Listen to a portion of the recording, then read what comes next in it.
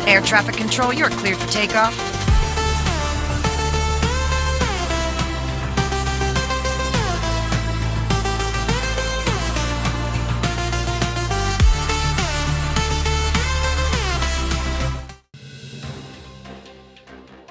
मुंबई पुणे एक्सप्रेसवेवरील आडोशी बोगद्यात अचानक दरड कोसळल्याने एकच खळबळ उडाली.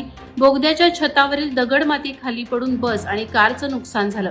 सुदैवानं कोणतीही जीवितहानी झाली नाही. घटनेनंतर काही काळ मुंबईकडे जाणारी वाहतूक ठप्प झाली आणि वाहनांच्या रांगा लागल्या होत्या. माहिती मिळताच बोरघाट महामार्ग पोलीस आणि IRB यंत्रणा यांनी तातडीनं दरड हटवून वाहतूक सुरळीत केली. या घटनेमुळे बोगद्यांच्या सुरक्षिततेबाबत प्रश्नचिन्ह निर्माण झाले असून संबंधित यंत्रणांनी अधिक दक्षता घेण्याची गरज व्यक्त होत आहे. चौक कर्जत मार्गावरील ट्रूथ माउंटन रिसॉर्टवर पुरवठा विभागानं धाड टाकून 7 घरगुती गॅस सिलेंडर जप्त केले. रिसॉर्ट चालक विनय चव्हाण यांना व्यावसायिक वापरासाठी घरगुती सिलेंडरचा वापर केल्याचं आढळलं. तहसीलदार अभय चव्हाण यांच्या आदेशानुसार पुरवठा अधिकारी मनोज पवार आणि मंडळ अधिकारी माणिक सानप यांनी ही कारवाई केली. या प्रकरणी संबंधितांवर गुन्हा दाखल करण्यात आला. गॅस टंचाईच्या पार्श्वभूमीवर अशा साठेबाजी विरुद्ध कारवाया होत असल्याने अवैध हॉटेल व्यावसायिकांचे धाबे दणाणले आहेत. मुंबई गोवा महामार्गावर नागोठणे हद्दीत रुची हॉटेल समोर ST बस, डंपर आणि कार यांच्यात तिहेरी अपघात झाला. चिपळूणहून बोरिवलीकडे जाणाऱ्या ST बसला समोरून भरधाव येणाऱ्या डंपरनं जोरदार धडक दिल्यानं बसवरील नियंत्रण सुटून जवळील होंडा BRV कारलाही धडक बसली. या अपघातात ST चालक केशव सोनवणे किरकोळ जखमी झाले असून त्यांच्यावर प्राथमिक आरोग्य केंद्रात उपचार करण्यात आले.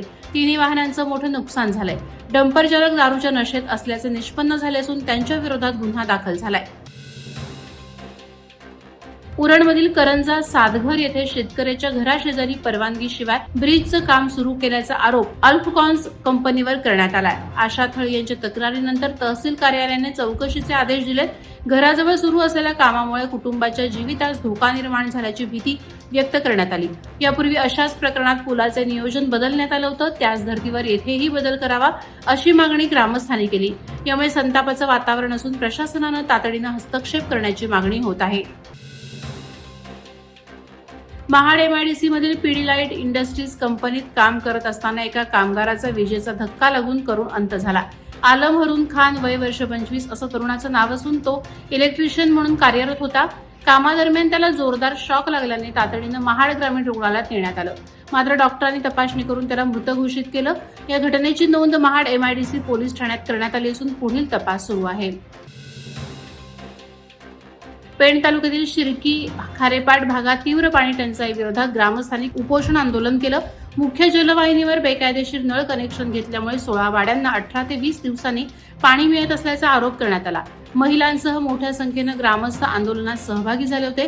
प्रशासनानं तातडीनं अनधिकृत कनेक्शन तोडून नियमित पाणी पुरवठा करावा अशी मागणी करण्यात आली.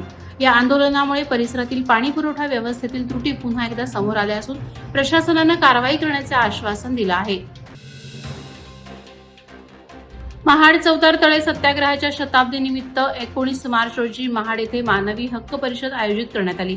मार्क्सवादी कम्युनिस्ट पक्ष आणि जातीयंत संघर्ष समितीच्या संयुक्त विद्यमानं हा कार्यक्रम होणार आहे. या परिषदेत कॉम्रेड MA बेबी, डॉ. अशोक ढवळे, डॉ. रावसाहेब कसबे, संभाजी भगत यांच्यासारखे मान्यवर उपस्थित राहणार. या ऐतिहासिक सत्याग्रहामुळे सामाजिक समतेचा लढा बळकट झाला होता. परिषदेसाठी राज्यभरातून सुमारे 1000 कार्यकर्ते उपस्थित राहणार असल्याची माहिती आयोजकांनी दिली. पोस्को महाराष्ट्र स्टीलच्या CSR उपक्रमांतर्गत माणगाव तालुक्यातील 137 आशा सेविकांना वैद्यकीय किटचं वितरण करण्यात आलं. तहसील कार्यालयात झालेल्या कार्यक्रमात मूलभूत वैद्यकीय उपकरणांसह टॉर्च आणि बॅगचा समावेश असलेली किट देण्यात आली. ग्रामीण भागातील आरोग्य सेवा अधिक सक्षम करण्यासाठी हा उपक्रम राबवण्यात आला. यावेळी सर्पदंशांबाबत जनजागृती, सापांची ओळख आणि प्राथमिक उपचारांवर प्रशिक्षण देण्यात आलं. कार्यक्रमाला डॉ. दीपाली पुरी, डॉ. दामोदर मोरे आणि पोस्कोचे अधिकारी उपस्थित होते. उरण नगरपालिकेत नागरिकांच्या नागरी समस्यांचं पारदर्शक आणि वेळेत निवारण व्हावं यासाठी तक्रार पेटीचं अनावरण नगराध्यक्ष भावना घाणेकर यांच्या हस्ते करण्यात आलं. उरण तालुका मराठी पत्रकार संघानं केलेल्या पाठपुराव्यानंतर हा उपक्रम राबवण्यात आला. नागरिकांना त्यांच्या तक्रारी लेखी स्वरूपात थेट प्रशासनापर्यंत पोहोचवण्याची सोय उपलब्ध झाली. प्राप्त तक्रारींची दररोज दखल घेऊन कार्यवाही करण्यात येईल असं नगराध्यक्ष घाणेकर यांनी सांगितलं. यावेळी नगरसेविका नाहिदा ठाकूर, वंदना पवार, प्रार्थना म्हात्रे, प्रमिला पवार तसंच पत्रकार संघाचे पदाधिकारी उपस्थित होते. पेण तालुक्यातील बुर्डीखार येथे JSW डोलवी कंपनीच्या वेस्टेज दगड आणि केमिकलयुक्त मातीचा अनधिकृत भराव केल्याने सुमारे 20 ते 25 एकर सुपीक शेत जमिनीचे नुकसान झाल्याचा आरोप शेतकऱ्यांनी केलाय. परिसरातील 200 एकर भात शेतीवर शेतकरी आणि मजुरांची उपजीविका अवलंबून असून या प्रकारामुळे उपासमारीची वेळ येत असल्याची तक्रार करण्यात आली. याबाबत प्रांत कार्यालयात बैठक पार पडली. उपविभागीय अधिकारी प्रवीण पवार आणि तहसीलदार तानाजी शेजाळ यांनी 8 दिवसात पाहणी करून केमिकल पाणी आणि शेती नुकसान रोखण्याचं आश्वासन दिलं आहे.